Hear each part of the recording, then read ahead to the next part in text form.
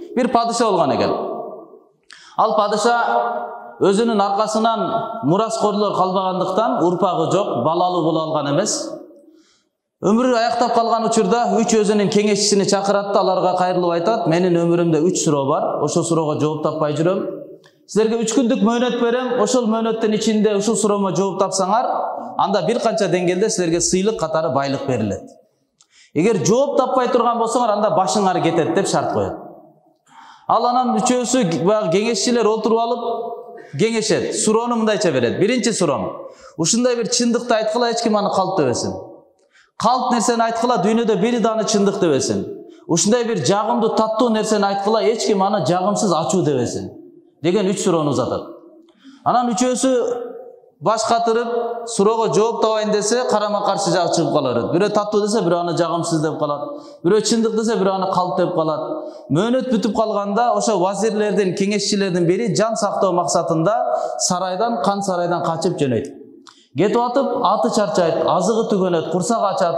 Алыстан бир кичинекей бир үйдү көрөт, койчунун үйүн көрөт. Ошого кирип алып, азыктан алып, дагы сапарымды улантайын деген максатта ал жака кирип барса, бир мусулман адам койчу экен, мусулманга жолугат.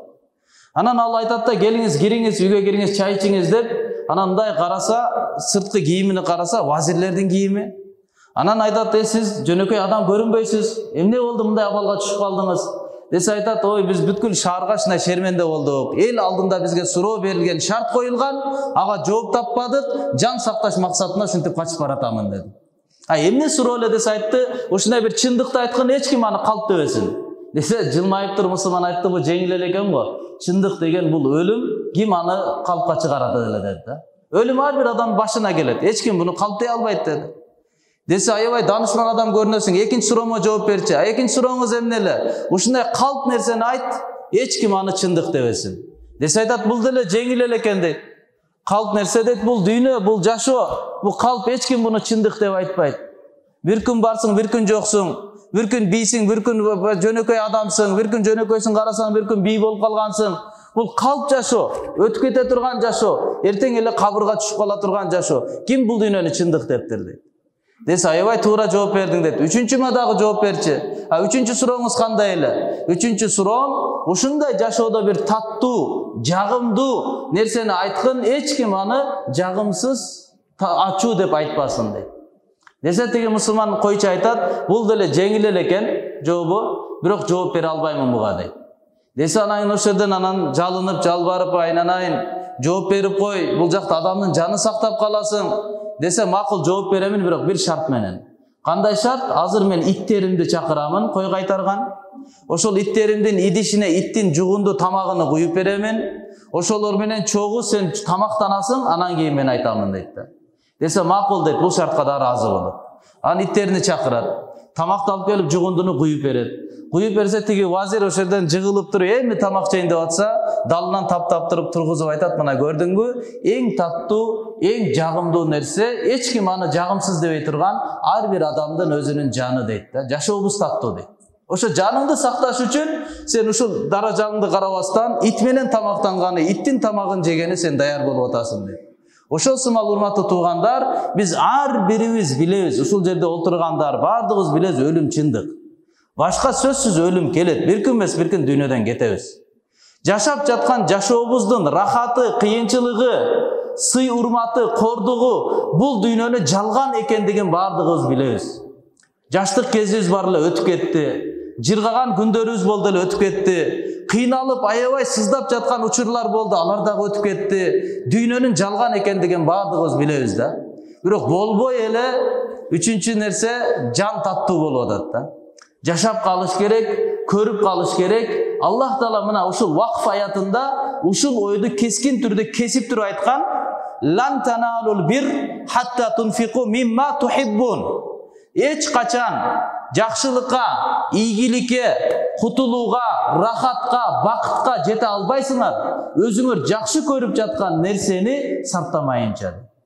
Өзү жакшы көргөн жашообуздун, өзү жакшы көргөн байлыгыбызды, өзүбүз жакшы көргөн убактыбызды эл үчүн, дин үчүн, кайрымдуулук үчүн сартабай турган болсок, эч качан анда силер ийгиликке жете албайсыңар дейт да.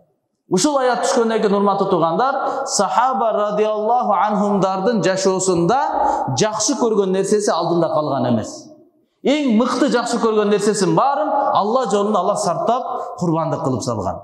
Ошондон иншалла келиңиздер баардыгыбыз аракет кылалы, биз дагы өзүбүздөн кийин кала турган бир кайрымдуулук бир иштерди кылып кетели. Аллага касам, көз жумулуп аткан учурда, өлүм төшөгүндө жатканда өтө муктаж болосуң мындай нерсегечи. Өтө муктаж болосуң, аркаңыздан келип тура турган соопторго. Өзүңүздүн амалыңызга 100% сөз берип айта алам, өз амалыңызга сиз өлүм учурда эч качан таяна албайсыз. Окуган намазыңызга таяна албайсыз. Ушул намазыңыз сизди бешке алып келет деп ойлойсузбу? Ушул кармаган орозоңузга таяна аласызбы? Ушул орозом менен барып туруп эле мен Алланы ыраазы кылам, бешке кирип кетемин деп. Биз дүйнөдөн өтүп атканда арттан келе турган соопторго аябай муктаж болуп калабыз. Bir adamlarga жакшылык кылып коюп, ошолордун батасы менен, bir жетимдин башын сылап коюп, ошонун болгон жүрөгүндөгү дуасын алып коюп, Алланын ыраазычылыгына ээ болуп каламбы? Башкалар аркылуу болгон жакшылыктарга аябай муктаж болуп калабыз. Ошондон иншалла келиңиздер колдон келишинче өзүбүздүн байлыгыбызды туура жака өзүбүзгө сарптагандын аракетин кылалы. Чындыгында бирөөгө бергендей болуп атасыз, бирок акыйкатта аны өзүңүзгө бердиңиз. Дүйнөдөн баледен кутулдуңуз, жашооңузга береке келди, байлыгыңыз дагы күчөйдү, балдарыңызга жакшы тарбият келди, жүрөктөрү жумшарды, үй бүлөгө ынтымак келди, жашоодон кыйынчылык, ачарчылыктар кетти, зулумдук, зомбулуктар кетти, жаман адамдардын башчы жетекчи болуусу кетти, акыретиңиз, түбөлүгүңүз курулду. Бирөөгө берүү аркылуу канча деген жакшылыктардын эшигин ачтыңыз. Bir кайрымдуулук аркылуу канча деген жакшылыкка жеттиңиз, канча деген балелерден кутулдуңуз. Ошондон иншалла урматтуу туугандарым, баардыгыбыз иншалла чын жүрөктөн ниет кылалы, өзүбүздүн байлыгыбызды туура жакка сарптайлы. Алымдар айтат, дайым айтып келем, акчаны тапканда көпчүлүк мусулмандар ислам шариаттын өкүмдөрүнүн чектеринен чыкпайт. Бирок сарптаганда чыгып кетебиз. Тапканга караганда сарптаганга көбүрөөк ыйман керек. Эмне үчүн? Себеби таап атканда биз көңүл бурабыз да арамдан келип калбасын депчи. Арам жеп калбайын деп көңүл бурабыз. Өзү болду, акчаны таптыңыз, чөнтөккө түштү. Эми меники деген түшүнүк болуп калат да, каалагандай сарптап баштайбыз. Исраф болуп атабы, башка болуп атабы, бул тарапка көңүл бурбай калабыз да. Тапкан акчалы 100% сиздин ээлигиңизге өтпөйт. Сиздин колуңуздагы акчанын ичинде толтура адамдардын үлүштөрү бар. Анын ичинде карыздар болуп, күнү түнү уктай албай, кыйналып жүргөн, эшикке чыга албай жүргөн сиздин кошуна, тааныш, дос, туугандарыңыздын үлүшү турат. Ал сиз тапкан байлыктын ичинде жетим жесирлердин үлүшү турат. Ал сиз тапкан байлыктардын ичинде зекеттин үлүшү турат. Жерден чыгып аткан нерселерде үшүрдүн үлүшү турат. Толтур Алла субханаху ва таала анын ичинде ошо байлыкты берген зат Алла аны бөлүштүрүп дагы адилеттүүлүгү менен бөлүштүрүп дагы койгон. Ошондон иншалла акчаны тапканда урматтуу туугандарым, таквачылык менен сарптагандын аракетини кылалы иншалла. Аллахым баарыбызга амал кылган мүмкүнчүлүк берсин.